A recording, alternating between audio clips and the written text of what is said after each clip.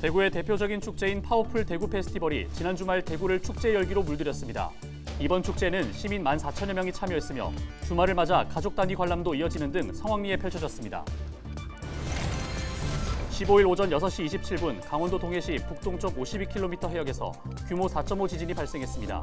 강원도뿐 아니라 경북 영주와 안동에서 유감 신고 3건이 접수됐습니다. 전문가와의 미니 인터뷰를 통해 추가 지진 가능성에 대해 들어봤습니다. 한 전문가는 이번 지진이 본진으로 앞으로는 상대적으로 규모가 작은 여진이 이어질 가능성이 높다고 분석했습니다. 3년 4개월 동안 대구 경북의 코로나19 주요 기록들을 숫자로 짚어봤습니다.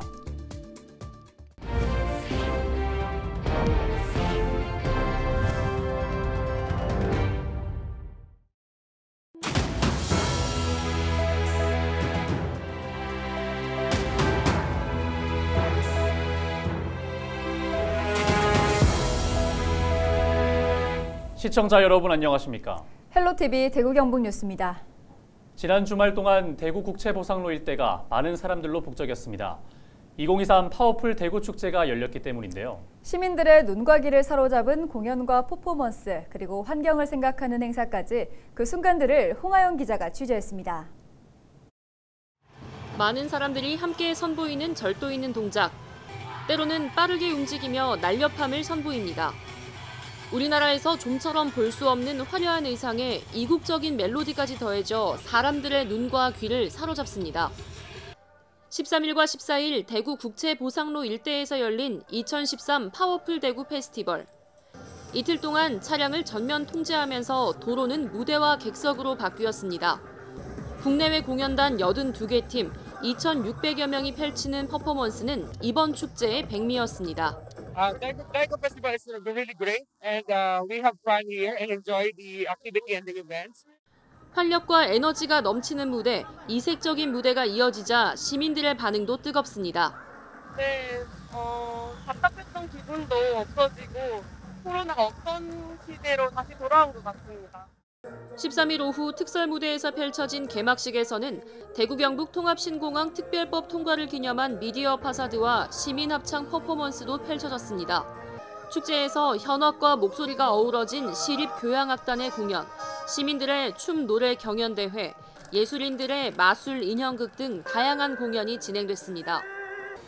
기후위기에 대한 경각심을 높이기 위해 마련된 에코존에서는 행사장에서 쓰레기를 주워오는 대신 봉사활동 시간을 부여받고 재사용 컵도 받아가는 시민들로 북적였습니다.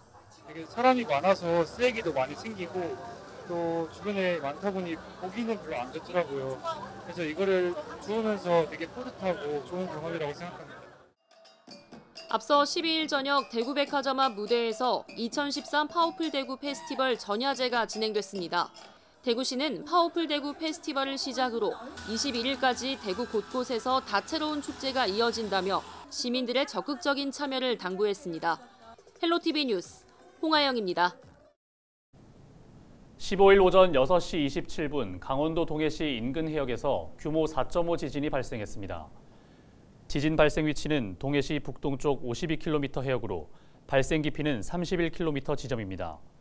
이날 강원도에서는 흔들림을 느꼈다는 유감 신고가 18차례 접수됐고 경북 영주와 안동에서도 3건이 접수됐습니다. 이번 지진은 올해 들어 한반도와 인근 해역에서 발생한 지진 가운데 가장 큰 규모입니다. 행정안전부는 지진 위기경보 단계를 관심에서 주의로 상향했습니다.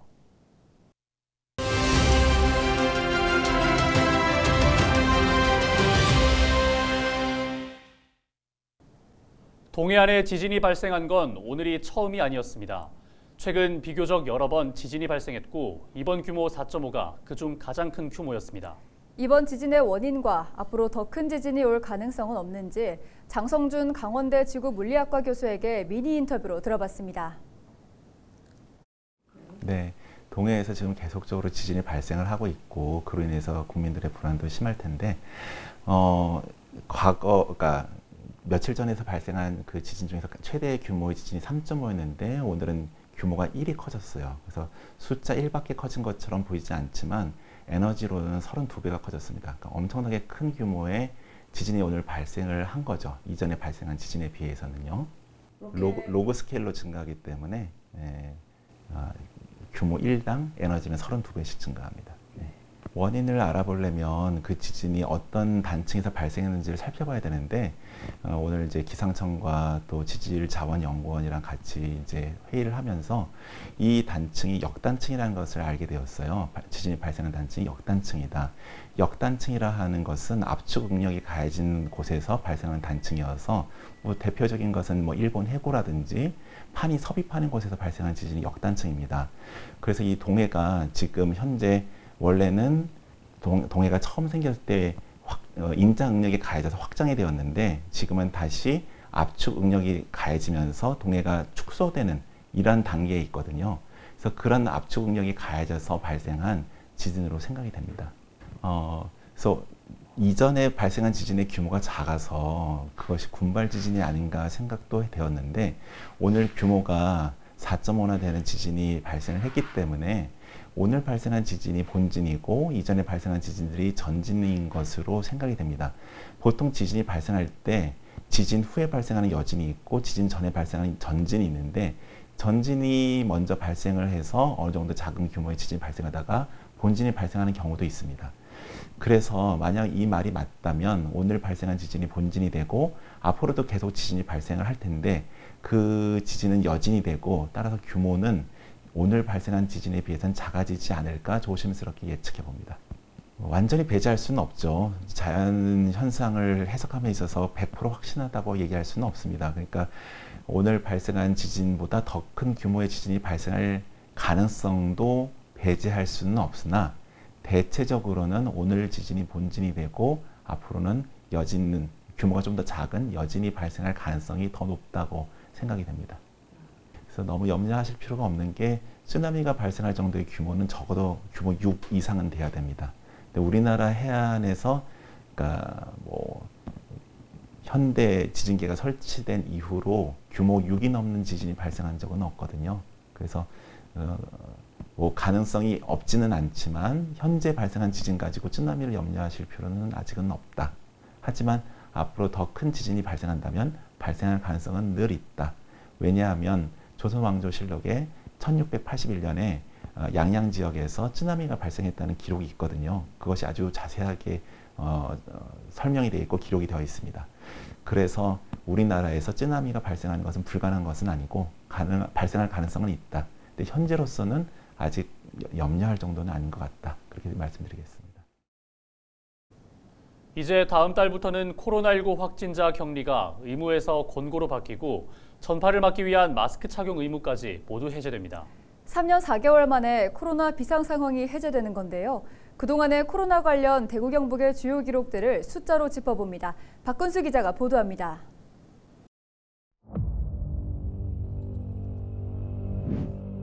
(3년여) 전인 2020년 2월 18일 대구에서 첫 코로나19 확진자가 나왔습니다. 신천지 교회를 연결고리로 하루 수백 명의 확진자가 쏟아졌고 전국적으로 확산세가 이어졌습니다. 곳곳에서 집단 감염이 꼬리에 꼬리를 물었습니다. 경북에서도 대구 첫 확진자가 나온 다음 날 지역 최초 확진자가 발생했습니다. 코로나19가 빠른 속도로 퍼지며 2020년 3월 15일 대구를 비롯해 경북 3개 지역이 특별 재난 지역으로 선포됐습니다. 대구에 이어 가장 많은 확진자가 나오던 경산, 국내 첫 의료인 집단 감염으로 확진자가 대거 발생했던 청도, 요양원 무더기 확진이 이어진 봉화 지역이 포함됐습니다. 지난해 3월 23일 대구 경북의 하루 확진자는 41,647명으로 역대 최다 1일 확진자를 기록했습니다. 당시 코로나19의 변이 바이러스인 오미크론 변이 감염이 확산돼 하루 1, 2만 명의 신규 확진자가 나오던 시기였는데 그 즈음 전국 1일 확진자 역시 62만 명으로 정점을 찍었습니다. 코로나19 감염을 걱정해온 지 벌써 3년이 훌쩍 지났습니다. 지금까지 대구 경북의 누적 확진자는 279만여 명. 산술적으로 전체 대구 경북 시도민의 절반 이상이 감염된 셈입니다. 현재까지 대구 경북의 코로나19 백신 1차 접종률은 평균 86%입니다. 확진자 확산세 속에 아스트라제네카, 화이자, 모더나, 얀센 등 백신이 나오면서 불안감을 덜 수 있었고 방역 당국도 연일 백신 접종을 당부하기도 했습니다. 최근 일주일 평균 1일 확진자는 586명, 검사 건수가 줄어드는 주말을 제외하면 여전히 확진자는 매일 600명대를 유지 중입니다. 사실상 코로나19 종식이 선언되고 온전한 일상 회복을 앞두고 있는 지금 개인 위생의 중요성은 여전히 강조되고 있습니다. 헬로티비 뉴스 박금수입니다. 한 주간 발생한 뉴스를 재정리해보는 시간입니다. 지난 한 주 동안 주요 이슈는 뭐가 있었는지 이상원 뉴스민 기자를 통해서 이야기 나눠보겠습니다. 전화 연결해봅니다. 안녕하십니까? 네, 안녕하십니까. 뉴스민 이상원 기자입니다. 네, 우선 지난 한 주 동안 발생한 주요 이슈부터 종합해 주시죠. 논란 끝에 열린 대구시 공무원 골프대회 정리해보겠습니다. 정의당은 무상교통 운동본부를 운영하기 시작했고 경북 예천군수는 내성 천변의 남볼목을 사과했다는 소식 살펴봅니다.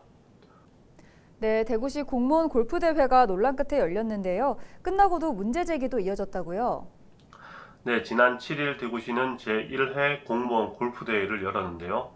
대구시가 동호회 활동 지원비로 쓸 수 없도록 정한 시상금으로 지원비를 쓰고 심판비도 기준보다 과다 지출했다는 의혹을 사고 있습니다. 2022년까지 운영된 대구시 직원동호회 지원 계획 문서에 따르면 동호회 활동 지원비는 시상금으로 지원할 수 없지만 대구시는 약 700만 원을 시상금 명목으로 사용한 것으로 확인됩니다. 정의당과 대구경실련 등은 논란이 일자 대구시가 2023년 직원동호회 지원 계획 문서를 공개해서 의혹을 해소해야 한다고 촉구했습니다. 대구경실련은 지원금 지출을 부당하게 한 책임자를 문책해야 한다고도 강조했습니다. 네, 보편적 복지 정책을 추구하는 정의당이 새로운 무상 정책을 들고 나왔다고 들었습니다. 네, 정의당이 기후위기 시대에 온실가스 배출을 줄이는 것은 피할 수 없는 과제라면서 무상교통을 정책화하는 활동에 본격 나섰습니다. 정의당은 지난 3월 국회에서 정의당 대중교통 3만 원 프리패스 도입 운동본부를 발족했고 9일에는 대구에서도 무상교통 추진 운동본부를 출범했습니다. 정의당 대구시당에 따르면 2021년 기준 대구 시민의 일평균 대중교통 이용 인원은 36만 4,270명으로 청소년 무상교통 및 3만 원 프리패스를 도입하는 데 연간 약 1,400억 원이 필요합니다. 정의당은 탄소 배출량을 줄이겠다는 정부 약속을 지킬 수 있는 방법은 대중교통 이용 확대라며 정책 도입을 촉구하면서 시민적 공감대를 형성해 주민조례 발의까지 진행할 계획입니다. 네, 끝으로 예천군수가 내성천변 버드나무 군락지 싹쓸이 벌목을 사과하고 재발 방지를 약속했다는 소식도 전해주시죠. 네, 경북 예천군수가 보문면 내성천변 버드나무 군락지 싹쓸이 벌목을 두고 과도한 벌목이 있었다며 사과의 뜻을 밝혔습니다. 예천군은 최근 내성천 미호교에서 오신교 사이 3km 구간에 자생하던 왕버드나무 군락을 주민 통행 방해 등을 이유로 벌목했습니다. 벌목 이후 환경단체는 버드나무 군락지를 벌목하면서 수령 100년이 넘은 왕버드나무를 베어내는 등 과도하게 싹쓸이 벌목을 했다고 비판했습니다. 김학동 예천군수는 항의 기자회견에 나선 환경운동단체에 면담을 제안했고 면담 과정에서 과도한 벌목을 사과하고 재발 방지를 약속했습니다. 자, 오늘 주간 이슈 점검은 여기까지 듣죠. 이상원 뉴스민 기자였습니다. 고맙습니다. 네, 감사합니다.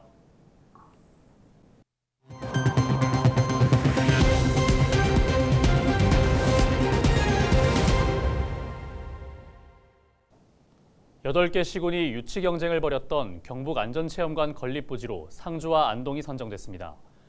경상북도는 지난 10일 부지공모 심의위원회를 열어 입지 여건, 교통 접근성, 교육 수요 등을 종합적으로 고려해 상주와 안동 두 곳을 선정했다고 밝혔습니다. 행정안전부 한계시도 한계안전체험관 건립 계획에 따라 경상북도는 지난 3월 23개 시군을 대상으로 부지 공모를 실시했으며 행안부는 오는 8월경 최종 부지를 선정할 방침입니다.